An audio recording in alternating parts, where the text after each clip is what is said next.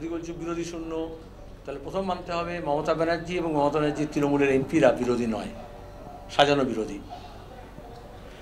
যে সময় লড়াই চলছে বিরোধীদের এককাট্টা হওয়ার এবং এককাট্টা হয়ে বিজেপিকে টেক দেম অন, তখন দাঁড়িয়ে তিনি তার সাঙ্গপাঙ্গদের নিয়ে বললেন, দাদা কিছু মনে করবেন না, ওদের একটু মাঝে মাঝে সিঁড়িতেও দাঁড়াতে হয় আর মাঝে মাঝে আপনার অফিসেও আসতে হয়।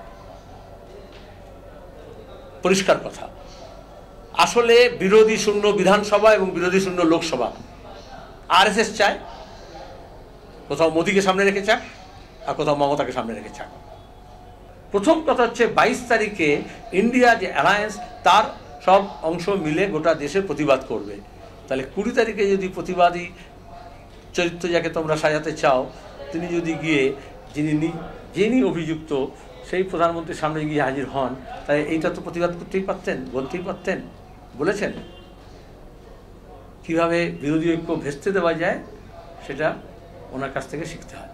দেশের আইন এবং সুপ্রিম কোর্টের রায় তথা সুপ্রিম কোর্টের রায়ের ভিত্তিতেই দেশের আইন তৈরি হয়েছিল স্ট্রিট ভেন্ডার্সদের নিয়ে।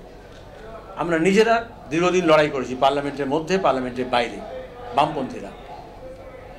আমাদের রাজ্যে এবং বেশ কয়েকটি বিজেপি শাসিত রাজ্যে সেই স্ট্রিট ভেন্ডার্স যে আইন, তাকে বাস্তবে রূপায়িত করার জন্য যে পদক্ষেপগুলো নেওয়ার দরকার আছে সেগুলো নেওয়া হয়নি।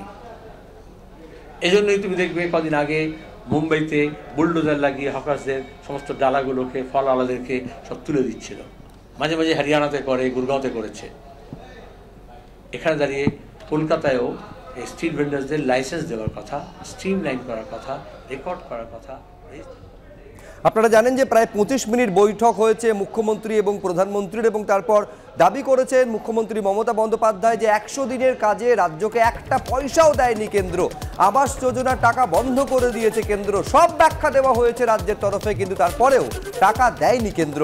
এই নিয়ে কেন্দ্র এবং রাজ্যের আধিকারিকদের মধ্যে যৌথ বৈঠক হবে এবং সেই বৈঠকে দুপক্ষের মধ্যে তথ্য আদান প্রদান হবে। বৈঠকে আমাদের এই কথা শোনার পর এই আশ্বাস দিয়েছেন প্রধানমন্ত্রী বলে দাবি করেছেন মমতা বন্দ্যোপাধ্যায়, এবং তিনি একথাও বলছেন যে 1,16,000 কোটি টাকা কেন্দ্রের কাছে বকেয়া রয়েছে রাজ্যের।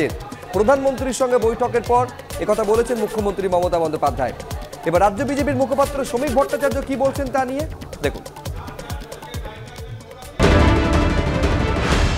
প্রধানমন্ত্রীর কাছে যাওয়াটা কি ছিল, সেটাও তো একটা রাজনৈতিক চিত্রনাট্য।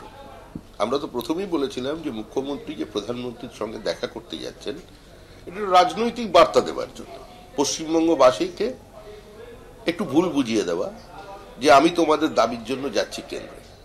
যদি প্রশাসনিক উদ্দেশ্যে যেতেন, সঙ্গে সচিবদের নিয়ে যেতেন। আমরা প্রথম দিন এই কথাই বলেছি। আর আজকে গোটা তার বক্তব্যের নির্যাস হলো এটাই যে প্রধানমন্ত্রী বলেছেন 2 সরকারের সচিবদের মধ্যে কথা হবে, তারপর সিদ্ধান্ত হবে।